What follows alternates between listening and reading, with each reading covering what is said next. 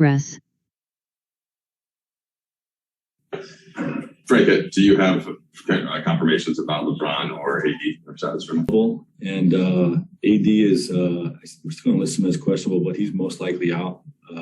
The fever returned after the game, and he's been in bed all day with that fever. He's trying to hold out hope that if the fever breaks, he can get over here, but he's most likely out. Still listed as questionable officially. So it's been a bit of a part of your season, right, where you've had guys in and out, but how does this specific one affect you in this game?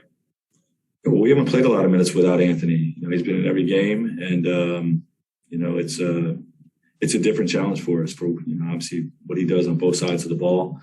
And this is a big team that we're playing against, so we will definitely miss his size and length inside.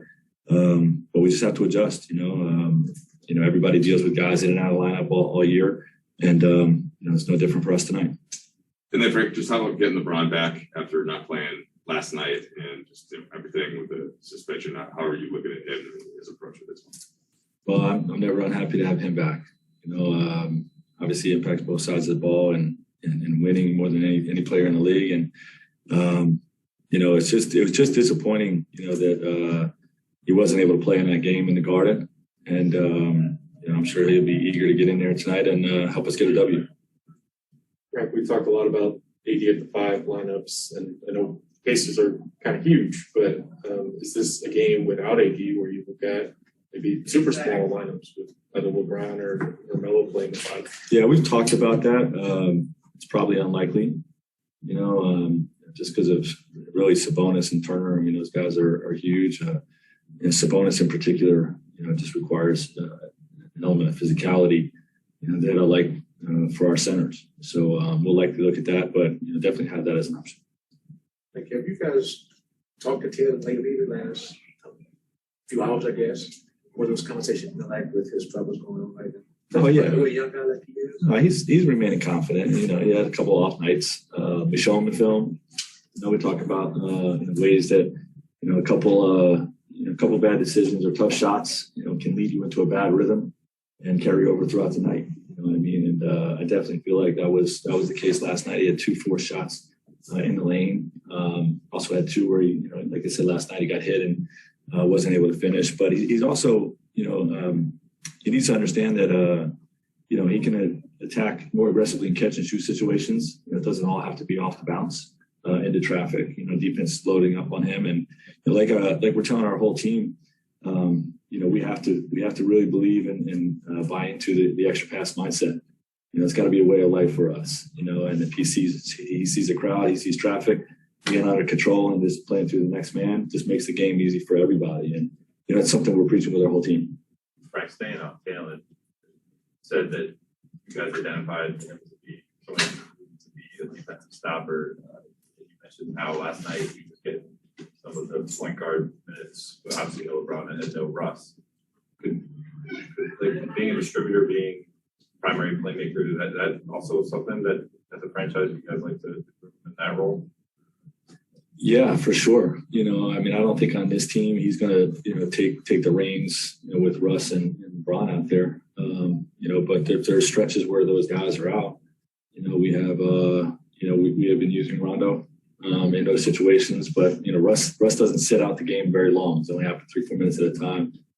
So he comes back in, and the Russ and Rondo combination is not ideal. So most of those situations we did not have Tim. So now Tim is back. Something we can look at, and you learn every time you look at something new. You learn some stuff, and we dealt with some pressure last night that we can alleviate in easy ways that we didn't, in the first run at it, and but it is something that we believe in. Frank, you said that you don't like playing zone that much, and obviously you guys are doing a bunch of it right now. Do you see that as a little bit of we're going to get through this stretch until we kind of find that guys are able to adapt to the way we want to play defense, or how do you kind of view it right now?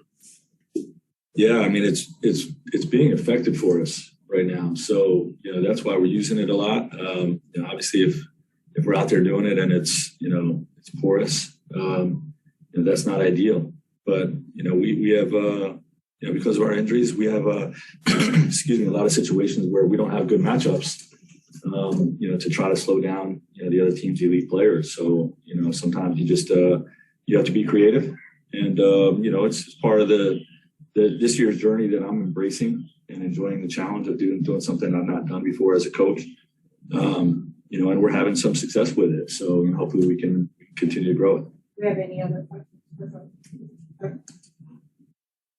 Frank, I apologize for the answers already, but I'll start on the other side. Rookie, coaching him. What do you think about his growth in the league since then? Yeah, well, I love the young man. I did get to coach him as a rookie.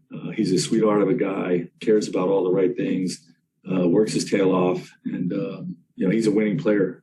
So it's fun to watch him grow and become the player that right now is leading the NBA in block shots and shooting 42% from the 3-point line. These are all the things we envisioned when we drafted him, and I'm just happy for all of his success.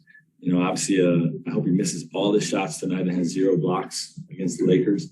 But other than that, I'm always rooting for him.